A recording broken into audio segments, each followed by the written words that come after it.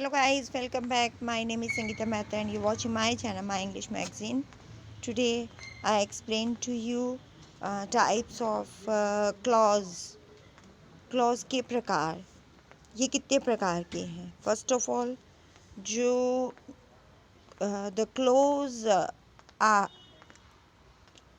two types, principal clause and subordinate clause. First of all, and principal clause जिसे प्रधान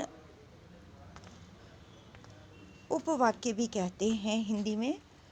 तो principal clause किसी sentence में वे clause जो किसी दूसरे क्लॉज पर निर्भर नहीं होता और जिसका अपना पूर्ण अर्थ हो उसे प्रिंसिपल क्लॉज कहते हैं. ऐसे क्लॉज में उसकी अपनी मेन वर्ब, मुख्य क्रिया होती है. जैसे मैं एग्जाम्पल के थ्रू इसको एक्सप्लेन करूँगी. Ram set that Shyam is working in an oil company. अब यहाँ पर राम सेट, राम ने कहा, तो ये क्या है? प्रिंसिपल क्लॉज है. राम सेट, तो यहाँ पर राम सेट प्रिंसिपल क्लॉज है. अब सबऑर्डिनेट क्लॉज क्या होता है वो मैं बताती हूँ आपको.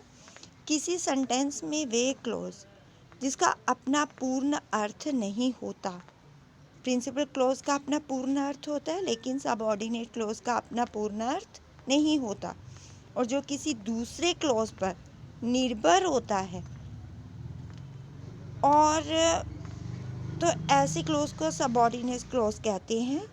सबऑर्डिनेट क्लॉज अधिकतर that, if, when, since, because आदि के आरंभ मतलब स्टार्ट में हो सकता है. जैसे for example, Ram said that Shyam is working in an oil company. अब here in an oil company, अब यहाँ पर इस वाक्य में that Shyam is working is an oil company, ये क्या है? Subordinate clause.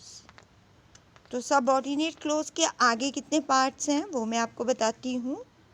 मेन तो क्लॉज के टू ही पार्ट्स होते हैं, प्रिंसिपल क्लॉज और सबऑर्डिनेट क्लॉज. प्रिंसिपल क्लॉज जो होता है वो अपने आप में पूर्ण है, जो किसी दूसरे क्लॉज पर निर्भर नहीं होता, यानी वो मीनिंगफुल होता है. जैसे कि मैंने आपको एग्जाम्पल के थ्रू बताया था. Ram said that Shyam is working in an oil company. अब यहाँ पर राम ने कहा, यानी राम सेड, ये क्या है? ये प्रिंसिपल क्लॉज है. सबऑर्डिनेट क्लॉज वो होता है जो दूसरों के ऊपर निर्भर करता है, उसका अपना मीनिंग नहीं होता.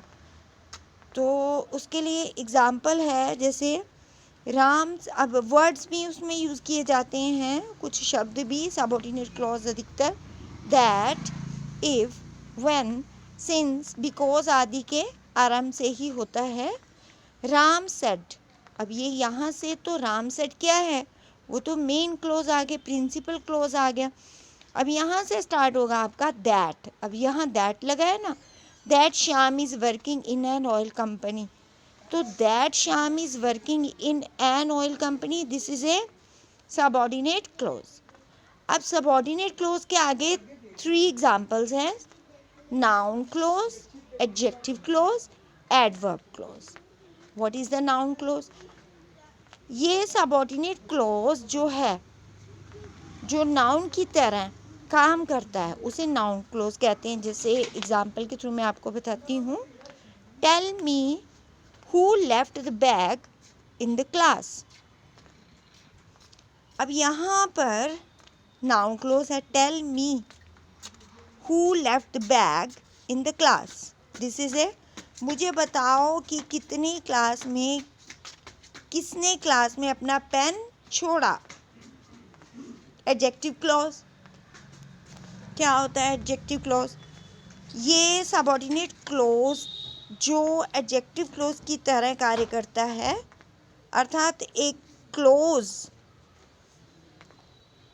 में आने वाले नाउन या प्रोनाउन की विशेषता प्रकट करता है उसे एडजेक्टिव क्लोज कहते हैं। For example, the pen which has a yellow cap is mine. अब यहाँ पर ये कलम जिसकी कैप पीली है मेरी है। तो एडवर्ब क्लोज क्या होता है?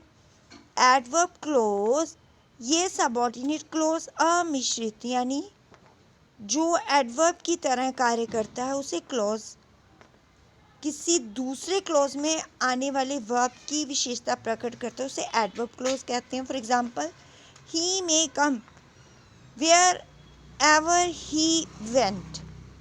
तो इस तरह से मैंने आज आपको क्लॉज के बारे में बताया। अब मैं थोड़ा और वास्टली इसके बारे में बताऊंगी